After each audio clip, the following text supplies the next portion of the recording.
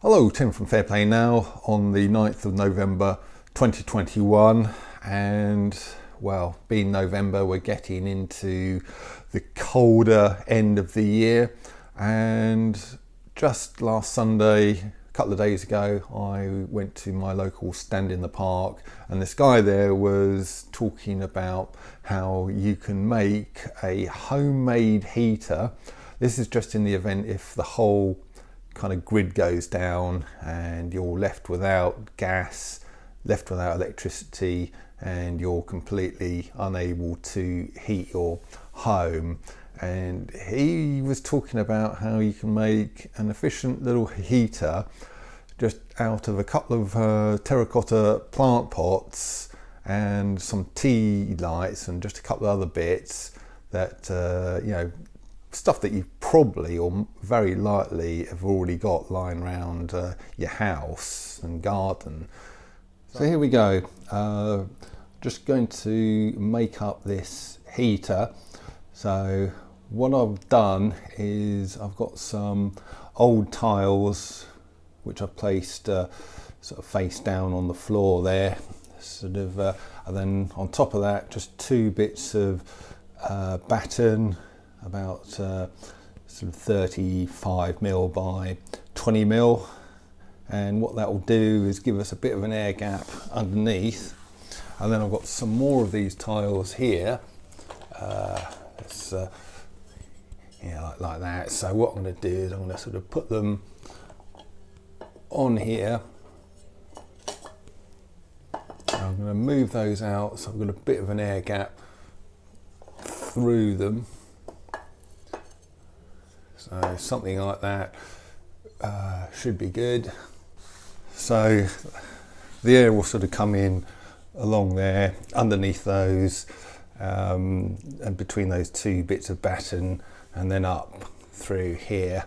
So what I'm going to do next is place the tea lights. I'm going to sort of put them there, there, and there. So I've then got that flower pot there, which to give you an idea, that's my hand. So it's just about the size of my hand without the thumb. So the four fingers. So that's kind of the size of it. That can go on top of there, like so, above the tea lights. It just goes over the top of the first one, and that's it really. Also, I think what I'll do is I'm just going to raise this whole thing off the floor a little bit, so it's just not directly on my nice floor. So I'll make some sort of little platform. Probably what I'll eventually do is get a bit of board, probably 2 foot square, and then glue these bits of tile onto that. So that'll make it, or the first row of them anyway, onto that, and then that'll just make everything kind of a little bit better. But as this is an experiment, I think I'll just find some little way just to elevate that off the floor a bit, just in case, and then I'll light those 4 tea lights, and I'll see how effectively it heats this room, because this room we're in is probably, well, it is 30 foot by about 12, 15 foot, something like that. So if it can heat this room up, that would be a really good test. So I'll come back later, I'll light those sort of tea lights, and we'll see what happens. Okay, here we go. So we're going to get this sort of very simple heating device up and running right now. So I've got my little platform now, and it's not ideal, but it's be good for the purposes of this little experiment. So I'm just going to light up my 4 tea lights now. So I've got this handy little lighter thing. So let's just light this up. 1, 2, 3, 4. There we go. Right, so what we've got to do is put the first pot on there, like so. So I've got that in place. So I'm now going to put the second pot in place, and I'm going to be careful to kind of line it up pretty much with the second hole over the first hole. There we go. So I think that's all nice and stable. Yeah, so really just going to leave that and see what happens, I guess. So what I'll do is I'll leave this for a good couple of hours, maybe 3 or 4 hours depending, and we'll see how much it heats this room up. Okay, so the heater here has been going for best part of 3 hours now, and it really is kicking out a good bit of heat. And if I put my hand on there, yeah, and that is, and you can only keep your hand on there for a few seconds, and all 4 of the tea lights are still burning. You can see one of them there going, so it's doing well, I'd say. So we are coming up to 4 hours of this heating system going, and I must say it really is quite impressive, and that is still pumping out a lot of heat, still going strong. All 4 tea lights inside there are still going, and I must say, even though this is quite a large room, I really am feeling quite cozy in here now, just in a t-shirt. So this is looking more and more impressive, and it takes a long time, quite a long time to get going, but once it's going, it really is quite an impressive little thing. So here we go, it's just coming up to 11 o'clock at night, and I started this heater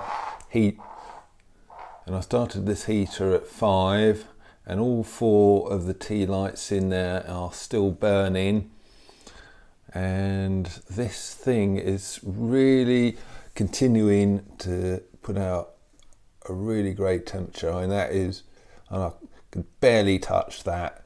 I certainly can't keep my hands on there for more than a second or 2. So it's just as hot as a kind of typical radiator would get, I'd say. And this coin here is a bit of a heat regulator, so I suppose if you keep it fully over, it will sort of make it sort of go hotter, and if you take that off, you'll get more heat coming out to heat the room, but this thing itself will get a bit cooler. So I guess if you put it part the way over, it's quite a good happy medium. So there you have it. I literally lit that thing at 5 o'clock, and it's now 11 o'clock. So I've had a full 6 hours, or put it another way, a whole evening of heat just from that flower pot contraption, and it is very impressive, I've got to say. Okay, it's probably asking a little bit too much of it, because this is quite a big room, as I said before, about 30 foot by 15 foot. Probably would have been better off with 2 or 3 of those in here, especially if it was a really cold evening, outside temperatures down to about freezing. But even so, I am very, very impressed. And if it is really cold, it probably wouldn't make you feel warm exactly, but it would certainly take the edge off the cold if you found yourself without any other means of heating your property. So just a couple of caveats. The thing does get pretty hot, so if you've got pets or children, young children around, you'd have to be careful. Also, I don't think you'd get sort of carbon monoxide poisoning from tea lights, but I have got a CO detector there just in case. It's not normally in this room anyway, but not normally there. So of course you also have to be a little bit careful because it's a fire hazard, so It's a bit silly having to tell sensible people all these sort of health and safety things, but as I'm kind of teaching this to potentially a lot of people, I've got to say these things. And just in conclusion, the materials, the 2 pots, cost me £7.50, and I had all the other bits lying around the house anyway, and then the only other cost on top of that were the tea lights, and I've worked it out that they cost about 4p each, times 4, so it's 16p. So I've heated this room all evening long for 16p, and I got them from a garden centre, sort of fairly posh garden centre, which I'm sure is not the cheapest place in the world. If you got them from a wholesale source or just a very much cheaper source, I'm sure they would be even cheaper than that, or it'd be even cheaper than that to heat a room. And I'm sure many people watching this will have most of these materials, or all these materials, including the pots, lying around. So just for stuff that you've either got already or that that you can buy very, very cheaply, you can have yourself a very efficient, effective little heater that may well sort of keep you sort of at least a little bit warm should the worst happen this winter. So I'll leave it there. Tim from Fair Play Now. Thanks for watching.